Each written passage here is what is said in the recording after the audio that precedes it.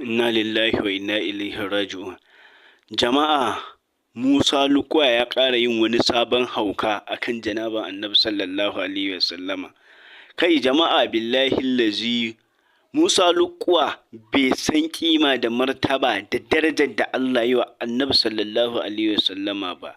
Wallahi Musa Lukuwa kwata-kwata ba shi da ladabi akan abin da ya shafi janibin Annabi sallallahu alaihi wasallama.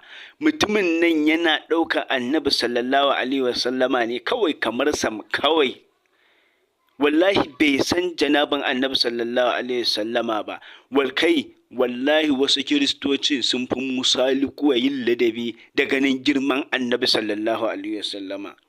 Jama'a, ba za ku ji abin da Musa Lukuwa ya faɗa akan yin maulidin Annabi sallallahu alaihi wasallama da yin tawassuli da Annabi sallallahu alaihi wasallama. Wasu sababbin maganganu fa ya fara sai ƙara yi.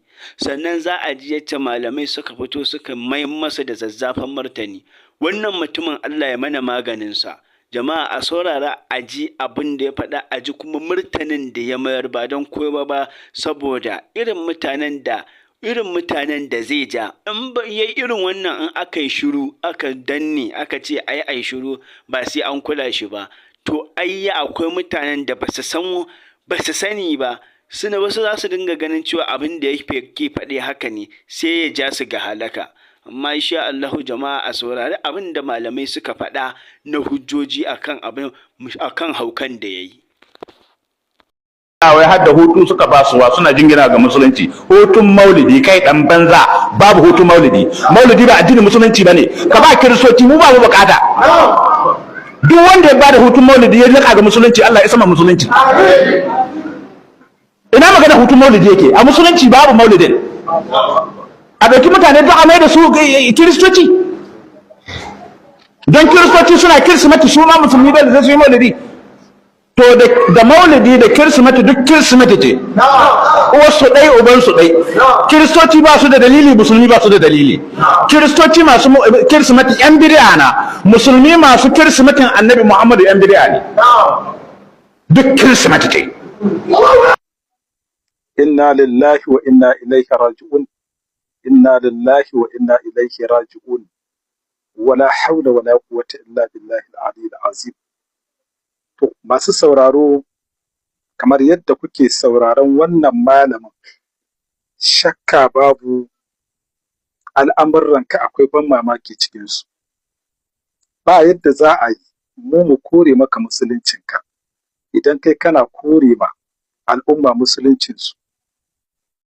Lallai shakka babu maulidin da kake ƙiyayya da shi, sai ka gani ya kamata duk da kai kana da manyan shekaru, tsakaninka da Allah ne ake a wajen maulidi. Ana karanta alkur'ani mai girma, ana karanta hadisan manzo Allah sallallahu alaihi wasallam. Yanzu ma islamiyoyi kansu ake gayyata, ana karanta tarihohi na manzo Allah sallallahu alaihi wasallam, ana qira'at, ana abubuwa da daman gaske. Amma yaya za ka kamanta maulidin Annabi sallallahu alaihi wasallam da Kirsimeti? Su Kirsimeti idan suka je bikin da suke yi, wani kala suke yi? Me suke yi? Qur'ani suke karantawa ko hadisan manzon Allah sallallahu alaihi wasallam suke karantawa? Tarihi na musulunci suke karantawa? Galibi a duk inda Kirista suke taron wannan Kirsimeti nasu, na rantse maka da Allah, cike yake da shirkoki da jingina ma Allah ɗa da abubuwa wanda yake manhayyun fi shari'atul Islam. Haza ma'rufun ladaik. Wannan shine abin da yake faruwa. Amma sai ka zo ka siffanta maulidin manzo Allah sallallahu alaihi wasallam da abin da Kiristoci suke yi. Yanzu daidai ne wannan kamantawar da ka yi, daidai ne da ka jera su. Haka Allah maɗaukakin sarki shine abin da Allah faɗa a Qur'ani.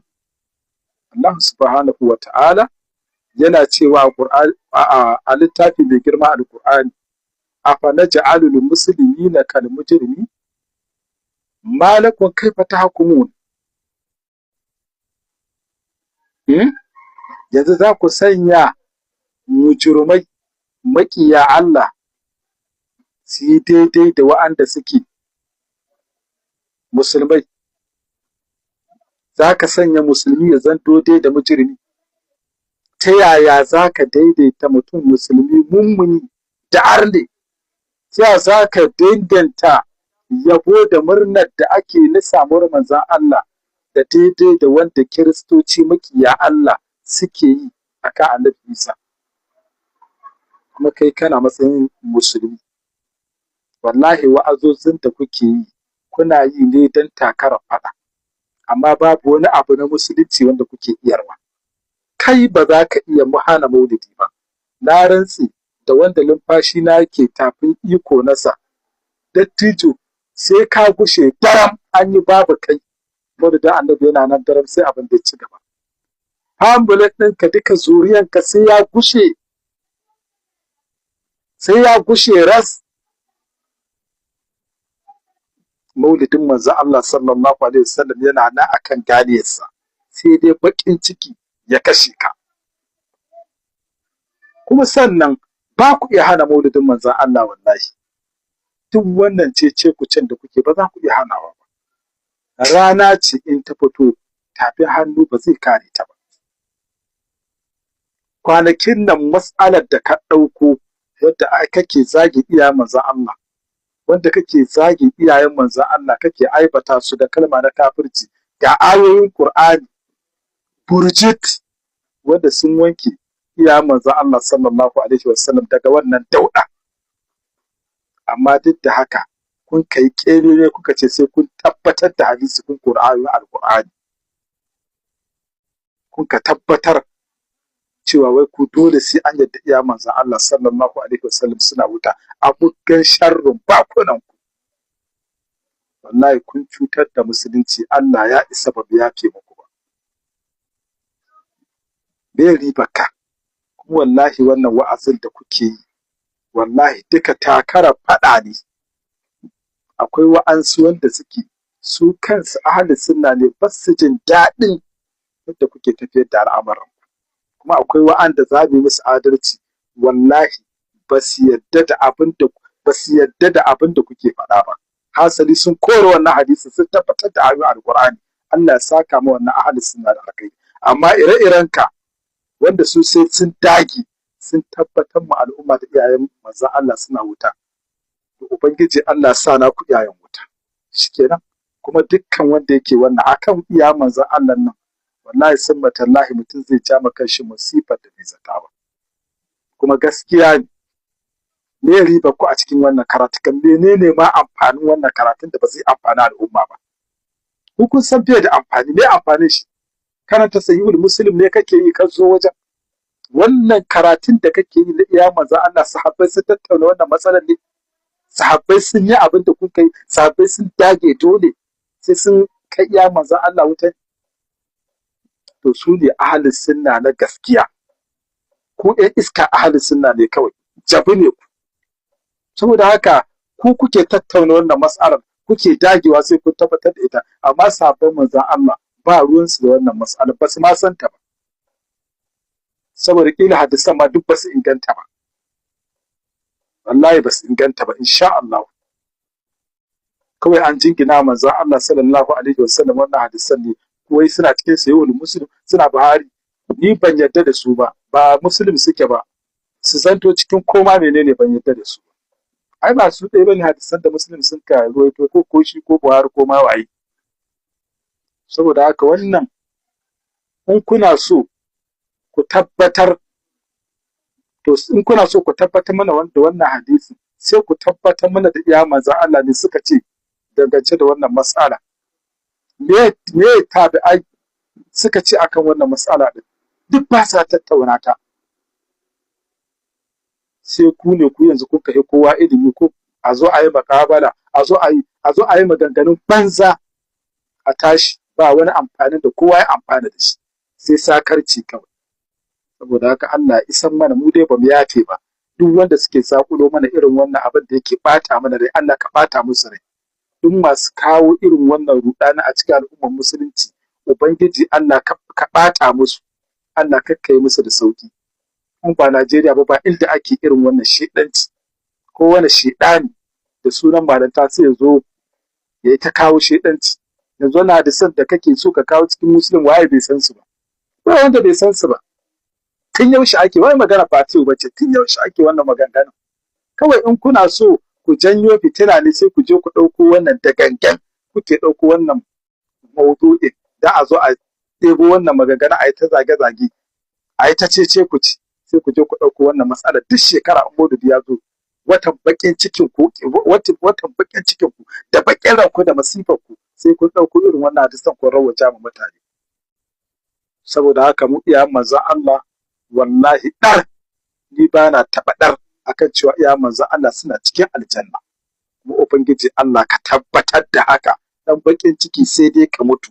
Duk wani mai bakin cikin da iyayen manzon Allah sallallahu alaihi wasallam suna cikin aljanna, Allah ka sa na shi wuta. Allah ka tabbatar mana da alkhairi. Allah ka tabbatar mana da alkhairi. Mun samu abun gori sosai wajen Kirista. Wallahi malam.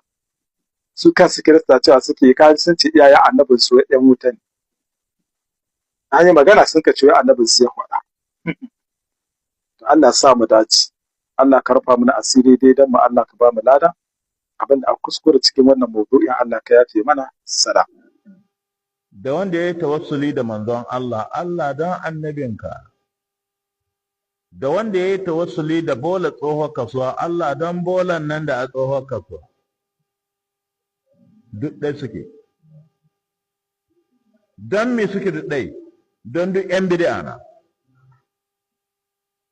Tawassuli ne wanda ba a shar'anta a yi ba.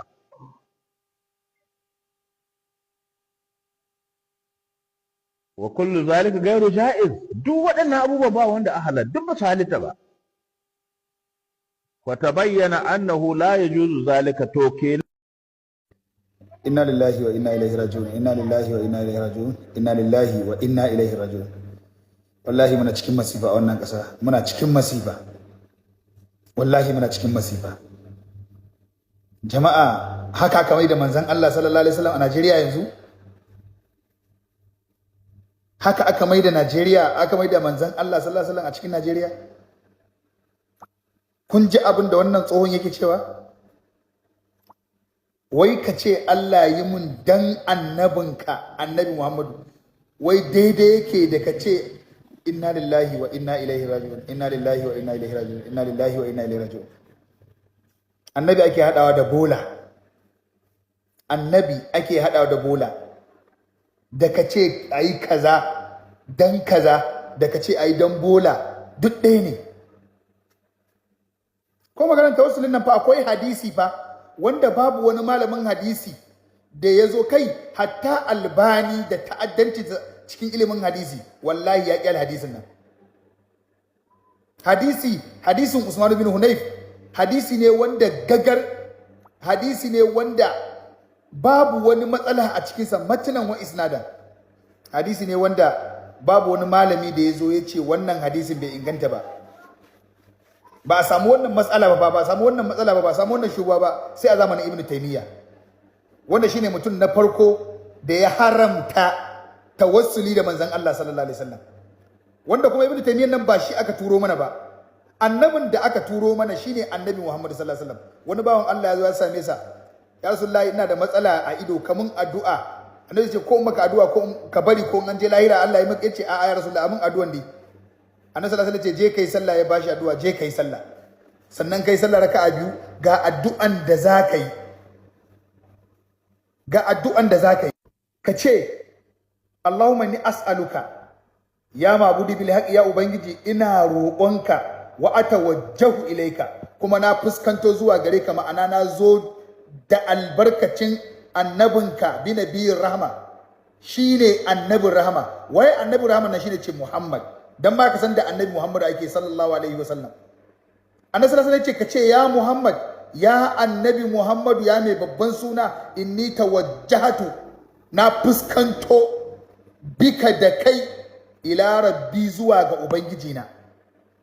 Annabi ne ya gaya masa wannan, in ka je kai me tawassuli ne? Allah kai mun dan albarkan annabi, Allah kai mun dan arzikin annabi, Allah ka mun dan annabi. Me laifi ne a cikin tawassuli ne? me laifi idan an ce Allah kamun dan annabi? Me laifi? Me laifi idan an ce Allah yi mun dan annabi? To ga annabi ya gaya kuma da ya je addu'an nan da nan idon nasa ya dawo, makawo ne. Annabi ya ce aje ayi, annabi ya ba da dama aje ayi tawassuli, ku naku a wanne ku ce ba za ku yi ba. Annabi ya ce aje ayi, sai wani kato wani banza shine zai zo ce kar ayi, har kuma kuna kokarin ku yi condemning, har kuna hada manzon Allah sallallahu alaihi wasallam da cewa da ka ce a maka dan annabi da ka ce a maka dan bola duk ɗaya ne. Ku yi hakuri, hikaya ce muke karantawa, ba wai daɗin karanta abinda suka faɗan muke ji ba, amma hikaya ce muke karantawa, abinda suka faɗa ne ala waji hikaya, amma ba wai muna faɗa bane dan muna jin daɗi, saboda maganar babu ta da daɗin faɗa ko kaɗan, ba daɗin maimaitawa.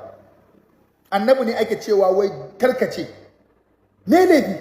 Gashi a cikin alkur'ani Allah na gaya mana wattaqullaha allazi tasaaluna bihi wal arhama, ku ji tsoron Allah da kuke cewa ayi muku danshi wal arhama kuma kuna cewa muku dan zumunci. To idan za a ce ayi abu dan zumunci, dan annabi ne ba za a yi ba?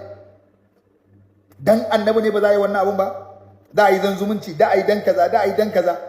Wattaqullaha allazi tasaaluna bihi, kuke roƙo a muku danshi. Allah, ku ji tsoron Allah da kuke cewa a muku danshi wal arhama, sannan kuma kuke cewa muku dan zumunci. An ce ayi dan zumunci, gashi ya zo cikin alqur'ani, amma kuma ba za a ce ayi dan manzon Allah ba. Da zumunci da annabi Muhammadu wane ne a gaba? Wai me annabi ya muku ne? Ka duba wannan mutumin fa, uku kenan yayi a cikin wannan sati uku.